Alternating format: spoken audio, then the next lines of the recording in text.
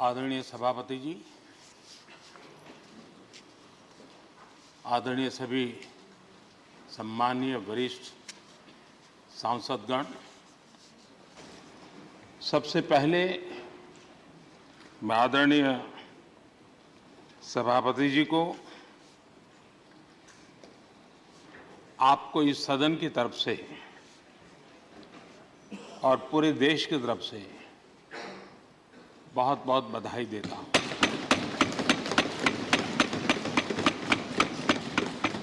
आपने एक सामान्य परिवार से आकर के संघर्षों के बीच जीवन यात्रा को आगे बढ़ाते हुए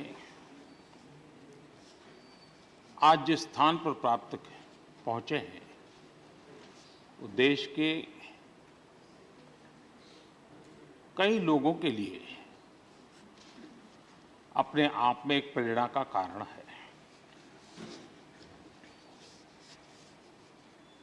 इस उच्च सदन में इस गरिमामय आसन को आप सुशोभित कर रहे हैं और मैं कहूंगा कि किठाना के लाल उनकी जो उपलब्धियां लोग देश देख रहा है तो देश की खुशी का ठिकाना नहीं है।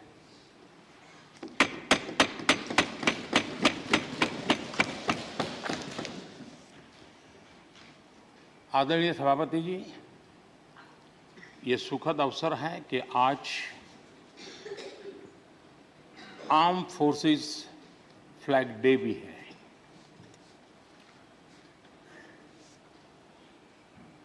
आदरणीय सभापति जी, आप तो झुंझुनू से आते हैं। झुंझुनू वीरों की भूमि है। शायद ही कोई परिवार ऐसा होगा कि जिसने देश की सेवा में अग्रिम भूमिका न निभाई हो।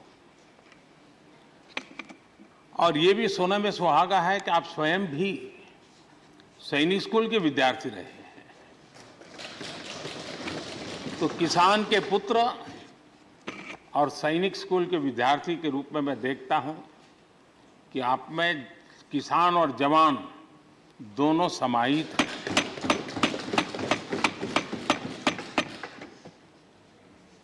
मैं आपकी अध्यक्षता में इस सदन से सभी देशवासियों को आर्म फोर्सेस फ्लैग डे की भी शुभकामनाएं देता हूं।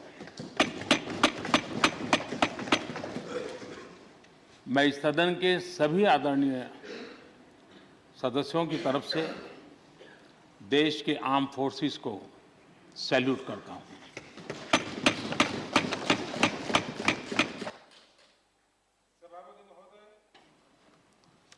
आज संसद का ये उच्च सदन एक ऐसे समय में आपका स्वागत कर रहा है जब देश दो महत्वपूर्ण अवसरों का साक्षी बना है।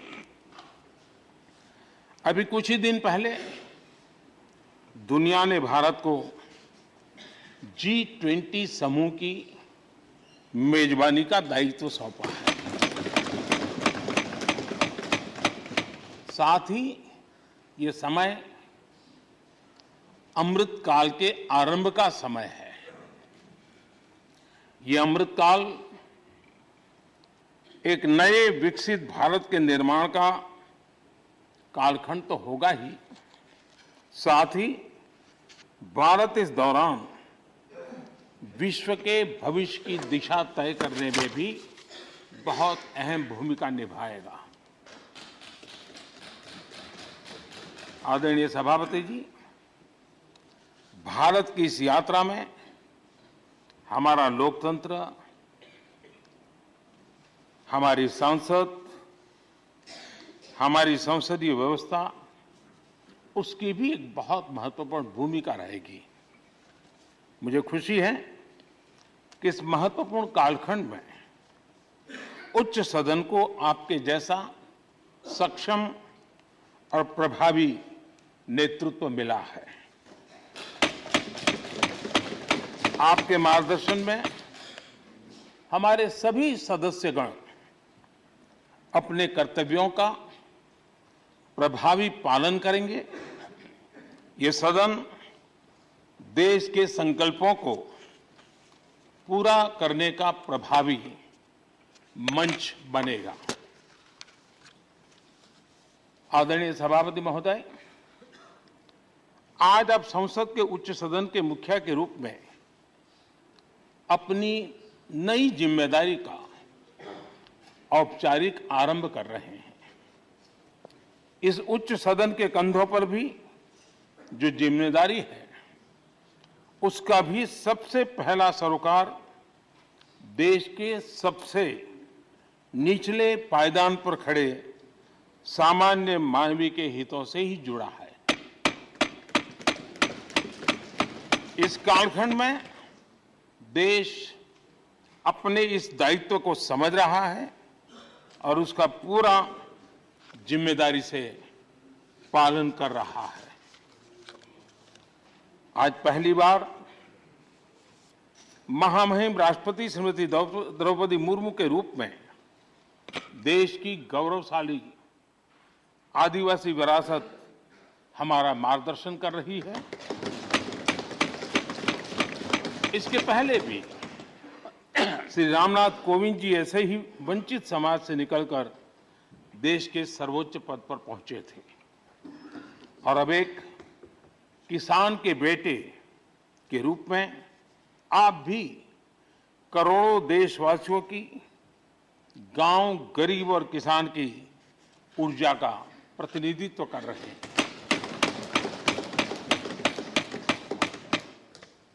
आदरणीय सभापति जी, आपका जीवन इस बात का प्रमाण है कि सिद्धि सिर्फ साधनों से ही नहीं, साधना से मिलती है। आपने वो समय भी देखा है जब आप कई किलोमीटर पैदल चलकर स्कूल जाते थे। गांव, गरीब, किसान के लिए आपने जो किया वो सामाजिक जीवन में रहे हर व्यक्ति के लिए एक उदाहरण है। आदरणीय सभापति जी, आपके पास सीनियर एडवोकेट के रूप में 3 दशक से ज्यादा का अनुभव है। मैं विश्वास से कह सकता हूं कि इस सदन में आप कोर्ट की कमी महसूस नहीं करेंगे।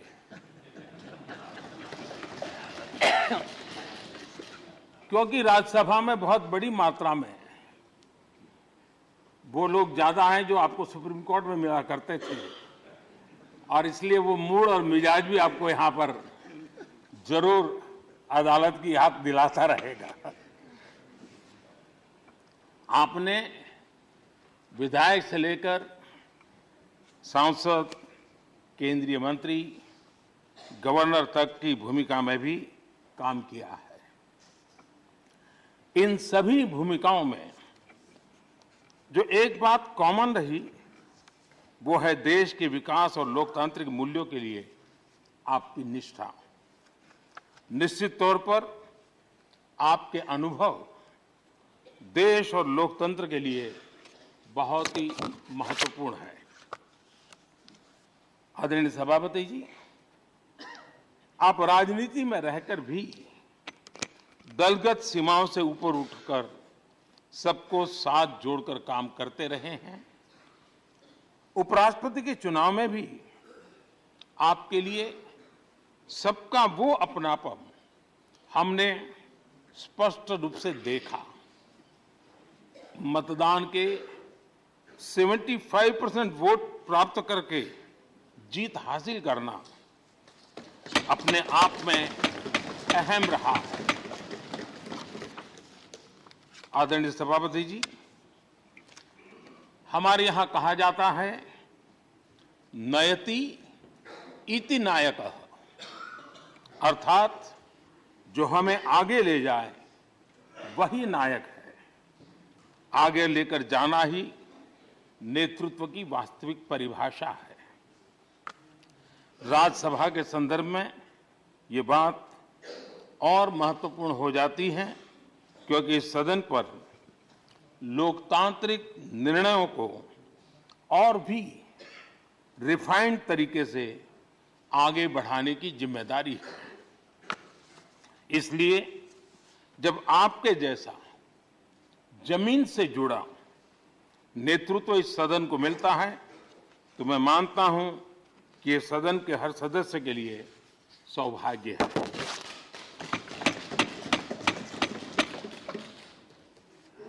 आदरणीय सभापति जी, राज्यसभा देश की महान लोकतांत्रिक विरासत की एक संवाहक भी रही है और उसकी शक्ति भी रही है।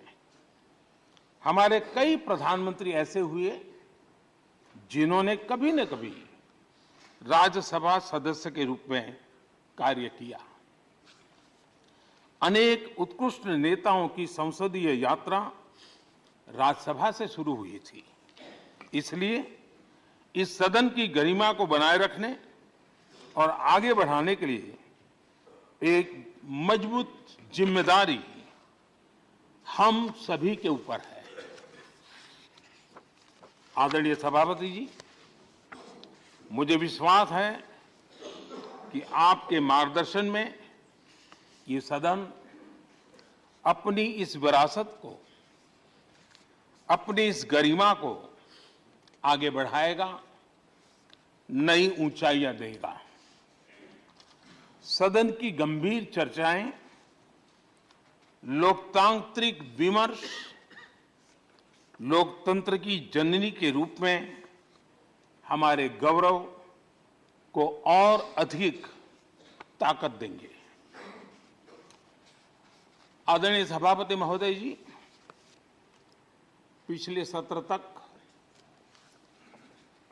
हमारे पूर्व उपराष्ट्रपति जी और पूर्व सभापति जी इस सदन का मार्गदर्शन करते थे और उनकी शब्द रचनाएं, उनकी तुकबंदी सदन को हमेशा प्रसन्न रखती थी। ठहाके लेने के लिए बड़ा अवसर मिलता था। मुझे विश्वास है कि आपका जो हाजिर जवाबी स्वभाव है वो उस कमी को कभी खलने नहीं देगा और आप सदन को वो लाभ भी देते रहेंगे। इसी के साथ मैं पूरे सदन की तरफ से, देश की तरफ से, मेरी तरफ से आपको बहुत बहुत शुभकामनाएं देता हूं। धन्यवाद।